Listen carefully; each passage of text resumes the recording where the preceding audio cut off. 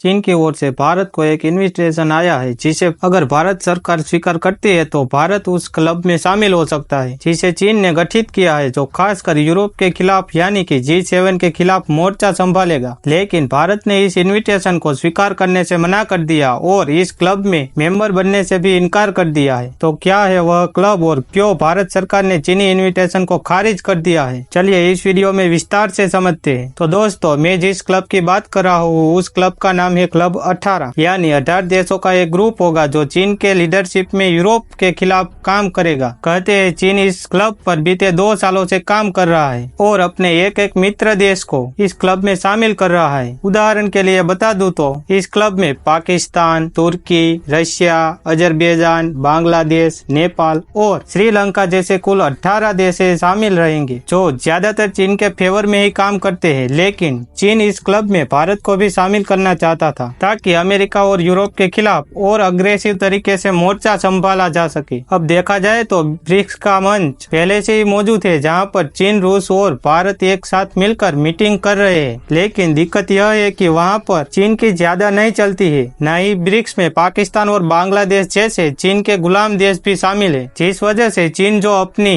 परियोजनाएं है, जिन दम पर चीन पूरी दुनिया पर राज करना चाहता है, उन्हें पूरा नहीं कर पाता। इसलिए चीन क्लब 18 नामक एक अलग मंच तैयार कर रहा है ताकि अपने हिसाब से इस मंच को हैंडल कर सके और जो चीन महत्वाकांक्षी परियोजना है, जैसे कि ब्लेड रोड इनिशिएटिव और सिपक, इनको जल्द से जल्द बिना रोक टोक के पूरा कर सकता है। अब दूसरे देश तो क्लब 18 में बिन बुलाए शामिल होंगे, लेकिन भारत ने साफ मना कर दिया है। अब इसके पीछे की वजह यह है कि भारत सरकार नहीं चाहती है कि वो किसी ऐसे ग्रुप का हिस्सा बने जिसकी कमान पूर्णतः चीन के हाथों में हो। ऐसे में होगा क्या कि कल को अगर चीन ने भारत विरोधी कोई परियोजना पेश कर दी तो उस पर बाकी 17 देश सहमत हुए, भले भारत को परियोजना मंजूर ना हो, फिर भी मजबूरी में भारत को उस परियोजना का हिस्सा बनना ही पड़ेगा। और चीन यही तो चाहता है कि भारत उसके किसी भी प्रोजेक्ट का कोई विरोध ना करे। इसलिए तो यह क्लब स्थापित किया जा रहा है। इस क्लब को स्थापित करने का और एक मकसद यह भी है कि चाइना क्लब 18 के जरिए सीधे अमेरिका को संदेश पहुंचाना चाहता है कि G7 को टक्कर देने के लिए चीन के पास भी एक ऐसा मंच है जिसके सदस्य देश अमेरिका के फैसलों को बदल सकते हैं। अब यह तो किसी को पता नहीं है कि चीन क्लब 18 के जरिए क्या क्या कांड करने वाला है, लेकिन यह तो 100% सच है कि अगर भारत इस क्लब का मेंबर बनता है तो चीन भारत को अपने इशारों पर जरूर नचाता, क्योंकि यह क्लब ना तो विश्व शांति के लिए स्थापित किया जा रहा है, न ही ग्रीन एनर्जी के लिए। यह मंच सिर्फ और सिर्फ चीन की वन चाइना पॉलिसी को दुनिया भर में फैलाने के लिए तैयार किया जा रहा है, जिसे भारत ने देखते ही ठुकरा दिया।